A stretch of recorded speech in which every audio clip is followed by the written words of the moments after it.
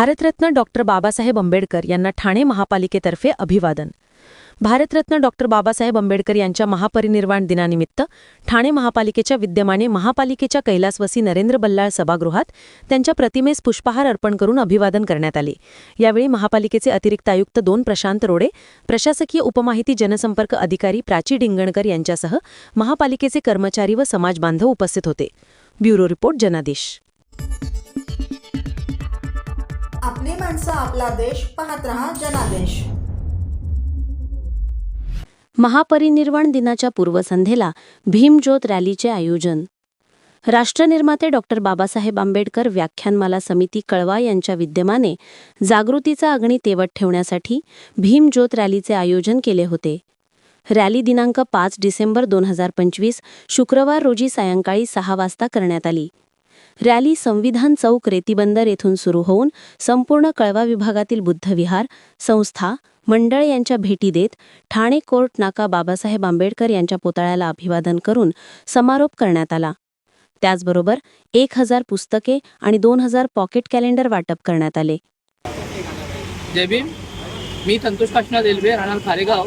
राष्ट्रनिर्माते doctor Babasaheb Ambedkar व्याख्यानमाला समिती या समितीच्या माध्यमातून आज आम्ही 6 डिसेंबर डॉक्टर बाबासाहेब आंबेडकर महापरिनिर्वाण दिनाच्या पूर्वसंध्येला या ठिकाणी आम्ही भीमज्योतचे आयोजन केले आहे. आमच्या व्याख्यानमाला समिती ही गेले 10 महिने या खारेगाव गावामध्ये व्याख्यानमालेचे काम करत आहे. या व्याख्यानमालेच्या माध्यमातून आम्ही समाजाचे प्रबोधन तसेच समाजाचे ज्या महिला सक्षमीकरण असे विविध विषय या ठिकाणी आम्ही घेत आहोत. व्याख्यानमालेच्या माध्यमातून आमचा खरा उद्देश हा फुलेशाह आंबेडकरांचा विचार, प्रचार व प्रसार होणे हा असून त्याचप्रमाणे बाबासाहेबांना अभिप्रेत असलेला समाज, बौद्ध समाज हा कसा असावा या ठिकाणी आम्ही याचे प्रयत्न करत आहोत. तसेच या ठिकाणी या खारेगावमध्ये ज्या वेगवेगळ्या संघटना आहेत, संस्था आहेत, मंडळ आहेत, त्या सर्व संस्था मंडळांना आम्ही या ठिकाणी एकत्र घेत आहोत. व या ठिकाणी आज जी भीमज्योत आम्ही या ठिकाणी सुरू केली आहे, या भीमज्योतचा खरा अर्थ हा भीमज्योत म्हणजे बाबासाहेबांचा जो विचार आहे त्याचा आम्हाला हा प्रचार प्रसार या भीमज्योत माध्यमातून आम्ही या ठिकाणी करत आहोत. बाबासाहेबांनी दिलेला विचाराचा वारसा, हा वारसाच आपल्याला यापुढे समाजाला एकत्र घेऊन पुढे करायचा आहे व ही प्रत्येक समाजाच्या प्रत्येक घटकाची ती जबाबदारी आहे असं मी मानतो आणि या ठिकाणी इथेच थांबतो. जय भीम, जय बुद्ध, जय भारत.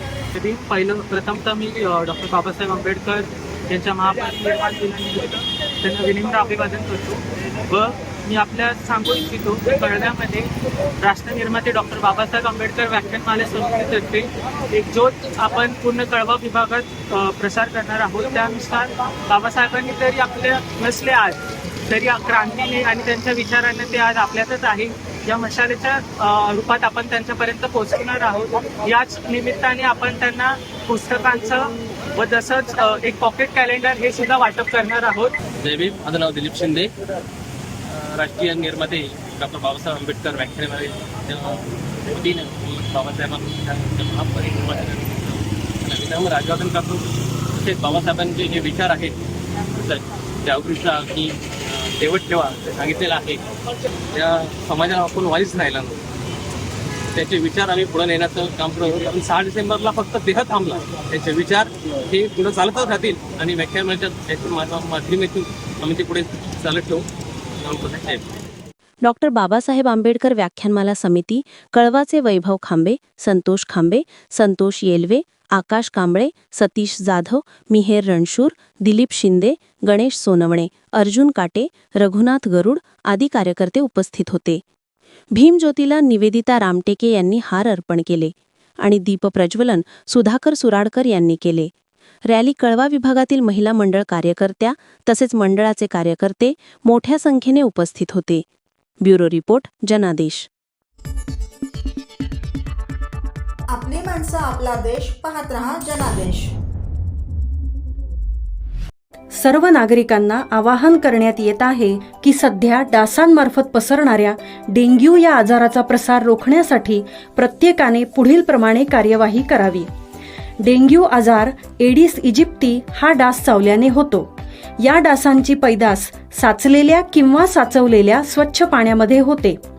8 दिवसांपेक्षा जास्त दिवस पाणी उघडे व साचून राहिल्यास त्यात डास अंडी घालतात अंड्यांच्या अळ्या तयार होऊन पुढे डास तयार होतात. यासाठी आपल्या घरातील पाणीसाठे उदाहरणार्थ बॅरल्स, पिंपे, टाक्या, हौद, रांजणे इत्यादी दर आठवड्याला रिकामे करून घासून पुसून कोरडे करून पुन्हा भरावे. एक दिवस कोरडा दिवस म्हणून पाळावा. पाणी साठ्यांना घट्ट झाकणे बसवावीत किंवा जुनी साडी, चादर, धोतर यांनी बांधून झाकून ठेवावीत, म्हणजे डास त्यात जाऊन अंडी घालणार नाहीत. घराच्या गच्चीवर, आजूबाजूला, अंगणात कोठेही पाणी साचू देऊ नये. भंगार सामान उघड्यावर टाकू नये. उदाहरणार्थ टायर्स, प्लास्टिक सामान, कुंड्या, टाकाऊ वस्तू इत्यादी. अशा सामानात पावसाचे पाणी साठून त्यात डेंग्यूच्या डासांची पैदास होते. घरातील कूलर्स, फ्रीजच्या पाठीमागील ट्रे हे देखील वेळोवेळी कोरडे करावेत. लक्षात ठेवा, नुसत्या फवारणीने डास घनता कमी होत नाही, तर त्यासाठी डास पैदास ठिकाणे नष्ट करणे ही आपल्या सर्वांची जबाबदारी आहे. कोणताही ताप अंगावर न काढता जवळच्या शासकीय रुग्णालयात मोफत औषधोपचार घ्या. अशा प्रकारे नागरिकांनी सहकार्य केल्यास डेंग्यूचा प्रसार रोखणे सहज शक्य आहे.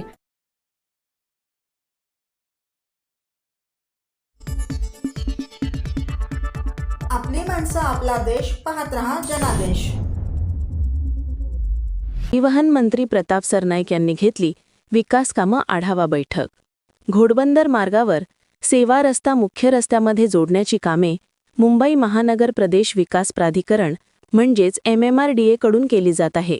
परंतु या कामात महापालिका आणि मेट्रोच्याच कामाचा अडथळा येत असल्याचे परिवहन मंत्री प्रताप सरनाईक यांनी घेतलेल्या विकास कामं आढावा बैठकीत समोर आले.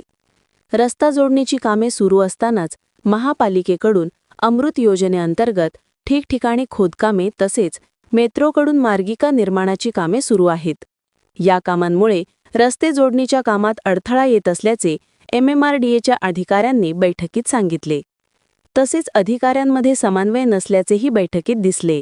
दरम्यान ही कामे तात्काळ पूर्ण करून 15 जानेवारीपर्यंत हा प्रकल्प पूर्ण करण्याच्या सूचना परिवहन मंत्री प्रताप सरनाईक यांनी दिल्या. अशी एक प्रकल्प जो कार्यान्वित झालेला आहे आमचा, त्या प्रकल्पातून मॅक्झिमम ओला कचरा हा मीरा भाईंचा कमी झालेला आहे. ठाणे महापालिकेच्या ह्या तुमच्या डिपार्टमेंटच्या अधिकाऱ्यांना फेब्रुवारी 2024 मध्ये तो कल्पना आहे की गायमुखचा आपला जकात नाका होता. नंतर लोकप्रतिनिधी आपल्या मतदारसंघात कचरा प्रकल्प होऊ नये यासाठी पाठपुरावा करत असतात. परंतु मी सांगितलं नाही, मी जर निधी आणलाय तर माझ्याच मतदारसंघात तो करावा म्हणून एकदम शहराच्या टोकावर गायमुखच्या जी शाळा आपली बंद पडली होती आणि जो आपला जकात नाका पूर्वीचा होता त्या जागेवर आपण तो प्रकल्प चालू केला. नंतर त्यांनी यांना फक्त तीच परवानगी घ्यायची होती की लागतात त्या स्वतः मी जाऊन, म्हणजे मी तर त्यावेळेस आमदार होतो, मी जाऊन फॉलो करून मी त्या परवानगी वगैरे आणून दिल्या आणि तो प्रकल्प आपण चालू केला. तुम्हाला कदाचित कल्पना असेल की आपण एकदा मास्क वगैरे घालून त्या प्रकल्पाच्या ठिकाणी व्हिजिटही केली होती.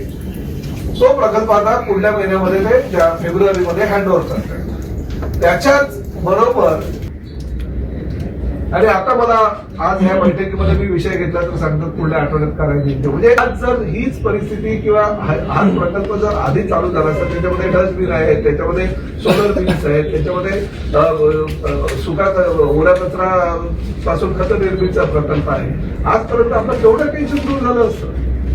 का होऊ शकत नाही? याला जबाबदार करून अशा लोकांवर कारवाई केली पाहिजे. मी शेवटी तुम्हाला फक्त एसी कॅबिन मध्ये बसून फक्त निविदा प्रक्रिया वगैरे करून ठेकेदाराला कार्यादेश द्यायचा आहे. आणि असंही नाही की एकदा दोनदा नाही. मी सुद्धा आता सोलापूरच्या एसटी स्टँडवर गेलो होतो, 1-2 वेळा त्याला सांगितलं की बाबा हे घाण आहे, स्वच्छता ठेवली पाहिजे, नाही ठेवली. दुसऱ्यांदा गेलो, तिसऱ्यांदा तशीच परिस्थिती आपल्याला सस्पेंड करावं लागलं. तर महापालिका आयुक्त म्हणून तुम्हाला पण काही असे निर्णय घ्यावे लागतील, त्याचा हे लोक सुधारणार नाहीत. घोडबंदर मार्गावरील वाहतूक कोंडी टाळण्यासाठी मुंबई महानगर प्रदेश विकास प्राधिकरणाकडून सेवा रस्ते मुख्य रस्त्यात जोडण्याची कामे सुरू आहे. हा प्रकल्प कापूरबावडी ते गायमुखपर्यंत राबविला जात आहे. प्रकल्पामुळे भविष्यात अपघाताचा धोका निर्माण होण्याची भीती काही नागरिकांकडून केली जात आहे. त्यामुळे अनेकांनी या प्रकल्पाला विरोध दर्शविला होता. असे असले तरी या प्रकल्पामुळे भविष्यात घोडबंदर रोडची कोंडी फुटणार असल्याचा दावा परिवहन मंत्री प्रताप सरनाईक यांच्याकडून केला जात आहे. घोडबंदर भागातील विविध विकासकामासंदर्भातील आढावा बैठक ठाणे महापालिकेत आयोजित करण्यात आली होती. या बैठकीत परिवहन मंत्री प्रताप सरनाईक, महापालिका आयुक्त सौरभ राव, महापालिका MMRVA, मेट्रो, वाहतूक नियंत्रण शाखा, परिवहन विभाग, वन विभागाचे अधिकारी उपस्थित होते. ब्युरो रिपोर्ट जनादेश. आपली माणसं आपला देश पाहत रहा जनादेश. रेतीबंदर खाडीत उडी टाकलेल्या इसमाचे शोधकार्य तात्पुरते बंद.